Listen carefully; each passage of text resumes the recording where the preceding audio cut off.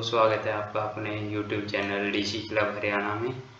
अभी जो CPLO की एक ट्रेनिंग हुई थी तो उसमें बताया गया था फैमिली आईडी से रिलेटेड कि आपको फैमिली आईडी कैसे क्रिएट करनी है, आपको जो रिक्वेस्ट लगानी है, किसी की DOB गलत है, किसी की इनकम गलत है या किसी का दिव्यांग है उसका येस और नो करना है, तो वो चीज़ आपको हम बताएंगे। आपको सबसे पहले जिस पोर्टल पे काम करना है उस पे चलते हैं। आपको गूगल पे सर्च करना है मेरा परिवार,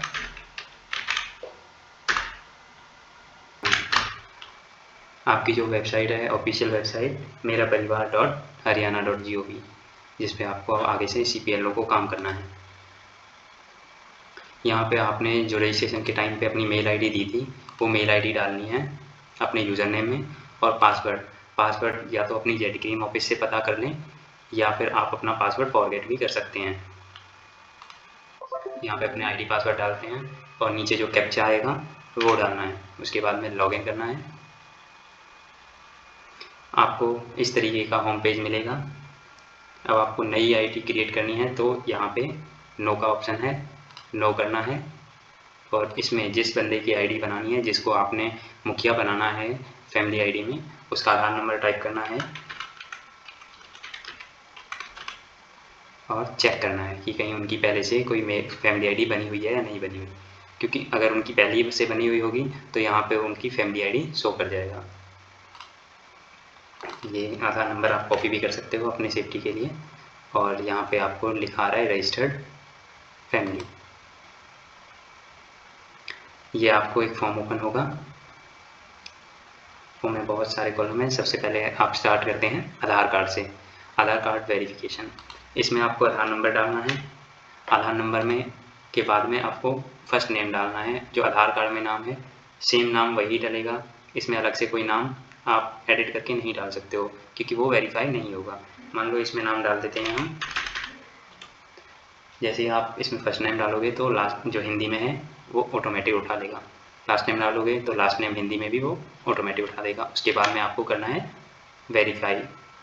जो ये डाटा है आधार नंबर और नाम दोनों सही हैं या गलत हैं, उसके लिए हमें करना होता है वेरीफाई। अगर सही होगा तो यहाँ पे आधार नंबर इज़ वेरीफाइड लिखा आ जाएगा, ठीक है। उसके बाद में आपको डालना है इसमें हाउस नंबर डाल देना है। फिर वो गली पूछेगा, तो गांव में गली होती नहीं है तो आप गली नंबर में वार्ड नंबर भी डाल सकते हो, ठीक है। उसके बाद में आपका जहाँ पे आप उनका जो गांव है उनका पिन कोड जो लगता है वो डालना है। फिर आपको उसका डिस्ट्रिक्ट सेलेक्ट करना है जिस डिस्ट्रिक्ट में वो रह रहे हैं। फिर उसका ब्लॉक तहसील सेलेक्ट करनी है जिस तहसील में वो रह रहे हैं। तहसील में MC में आएगा, जो शहरी एरिया है वो MC में आएगा जो वार्डों में बटा हुआ है। जो BL है वो BL गांव के रूरल एरिया में आएगा जिसमें गांव कलेक्ट होंगे। उसके बाद में यहाँ से आप उनका गांव सेलेक्ट कर सकते हो, जो आप उनका गांव है, जो भी गांव है उनका गांव आप सेलेक्ट कर लेना। कोई भी एक गांव सेलेक्ट करने के बाद में आप यहाँ पे एड्रेस में उनका गांव का नाम भी डाल सकते हैं, हाउस नंबर भी अलग से डाल सकते हैं, लेकिन ऐसे उसमें हाउस नंबर भी मांगा हुआ है, वार्ड नंबर आप डाल सकते हो या उसमें आप विलेज का नाम डाल सकते हो। उससे ज़्यादा डाटा फिल ना करें इसमें क्योंकि वो डबल हो जाता है। फिर इसमें आपने डाल दिया विलेज करके, ठीक है। ये आपका हो गया इंटर फैमिली एड्रेस, 2 कॉलम हो गए। और उसके बाद में पूछते हैं आपको तीसरी डिटेल, पर्सनल डिटेल। इसमें पर्सनल डिटेल में पूछा जाएगा आपसे, ये आप एडिट नहीं कर सकते हो क्योंकि नई फैमिली आईडी आप क्रिएट कर रहे हो। मैंने आपको पहले ही बताया था कि जो घर में मुखिया रहेगा फैमिली में उसी के नंबर से, आधार नंबर से आप उनका रजिस्ट्रेशन करें क्योंकि ये सेल्फ उठाएगा। उसके बाद में जैसे ही आईडी क्रिएट हो जाएगी उसको उसके बाद में ऐड मेंबर पे जाके सबको ऐड कर सकते हो, ठीक है। उसके बाद में पूछा जाएगा यहाँ से जेंडर, ठीक है। उसके बाद में पूछा जाएगा उनकी डेट ऑफ बर्थ, क्या डेट ऑफ बर्थ है उनकी। कोई भी डेट ऑफ बर्थ ले लीजिए जो उनकी है। ठीक है, यहाँ पे एज कलेक्ट होकर शो हो जाएगी। फिर उनका नाम डालना है, जो उनके फादर नेम है उनका फादर नेम डालना है। हिंदी में अपने आप उठा लेगा ये, कई बार साइट वर्क नहीं करती है तो नहीं उठा पाता है। उनकी माँ का नाम डाल देना है। फिर उनका मैरिटल स्टेटस डाल देना है कि वो मैरिड हैं या अनमैरिड हैं, या विडो हैं या विडोवर है या डिवोर्स्ड है। इन केस में डिवोर्स में आपका कोर्ट का लेटर चलेगा, कोई एफिडेविट नहीं चलेगा डिवोर्स में। उसके बाद में उनकी कास्ट डालनी है, क्या कास्ट है।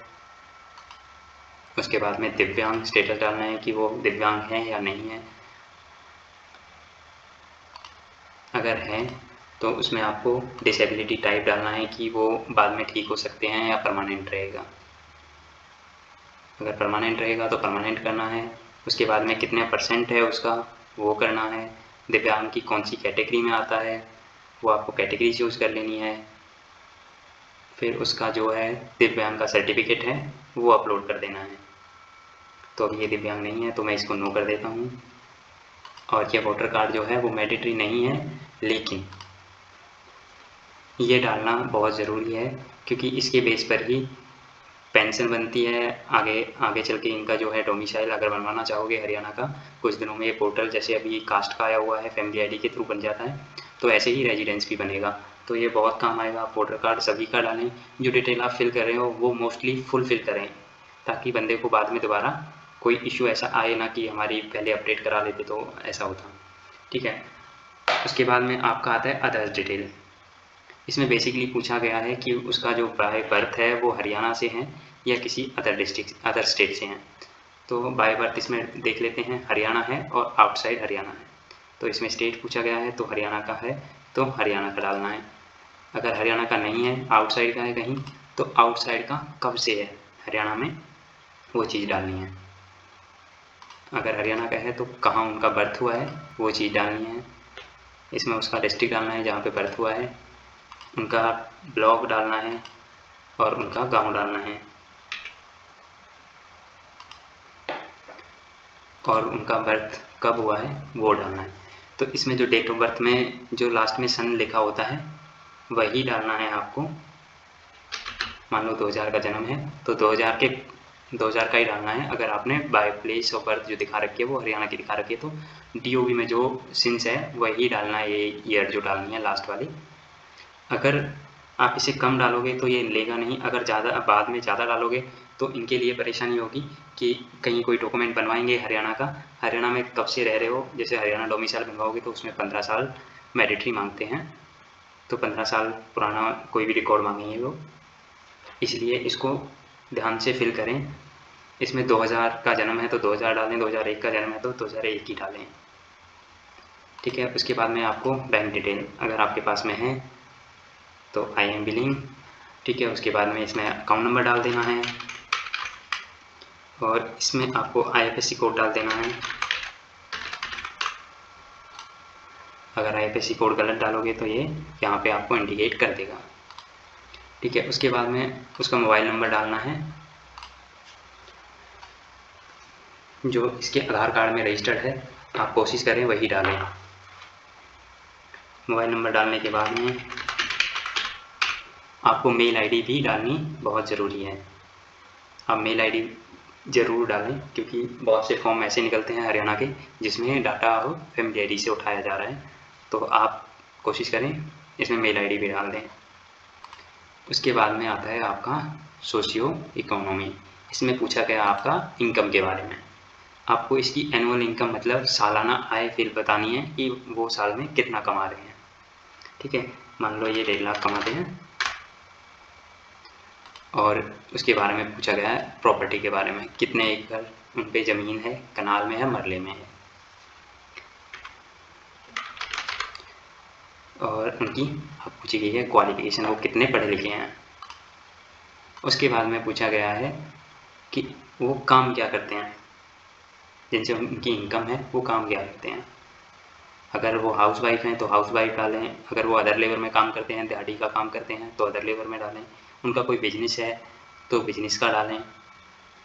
और जो पेंशन का है, पेंशन का बहुत से कर देते हैं कि पेंशनर में पेंशन रिटायर वाला डाल देते हैं, उनसे ये इनकम भी जो है उसी के हिसाब से लेता है।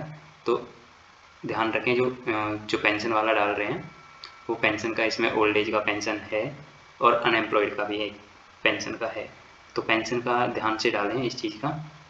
पेंशन में बहुत होता है कि पेंशनर डाल देते हैं रिटायर्ड वाली, तो उनकी पेंशन जो है ओल्ड एज वाली पेंशन जो मिलती है वो कट जाती है, तो इसका ध्यान रखें आप।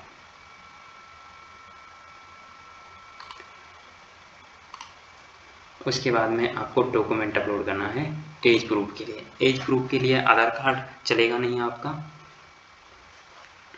तो एज प्रूफ के लिए आपको स्कूल का कोई सर्टिफिकेट हो, अगर SLC लगा रहे हो तो उसके साथ में आप स्कूल रिकॉर्ड का एक रजिस्टर रिकॉर्ड होता है वो भी अटैच करके लगाएं। इसमें आप लगा सकते हो बर्थ सर्टिफिकेट का भी, और तीसरा आप लगा सकते हो इसमें इलेक्ट्रॉनिक फ़ोटो, मतलब जैसे कि आपका वोटर कार्ड होता है वो, और लास्ट में आपका है मैट्रिक का, आप 10वीं की मार्कशीट या सर्टिफिकेट जो आपका बर्थ में हो वो लगा सकते हो। ये सारा डाटा फिल करने के बाद में आपको सेव कर देना है। सेव करने के बाद में अगर कोई कमी होगी तो ऊपर इंडिकेट कर देगा कि ये आपका कॉलम रह गया है। उसके बाद में जो आपने मोबाइल नंबर दिया होगा उस पर OTP जाएगा। OTP डालने के बाद में आपको वेरीफाई पे क्लिक कर देना है। वेरीफाई पे क्लिक करने के बाद में आपको एक temporary family ID number generate हो जाएगा। सारे मेंबर की डिटेल जो है इसी तरीके से फिल होनी है।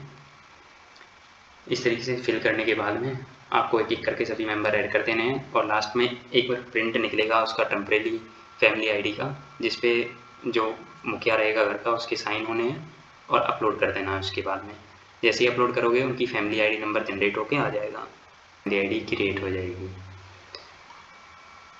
तो दोस्तों जितना भी काम आएगा LC और CPLO का वो आपको ऐसे ही करके दिखा दिया जाएगा। आप हमारे चैनल को सब्सक्राइब कर लें। कोई भी अगर इशू आता है तो आप हमें कमेंट कर सकते हो। धन्यवाद।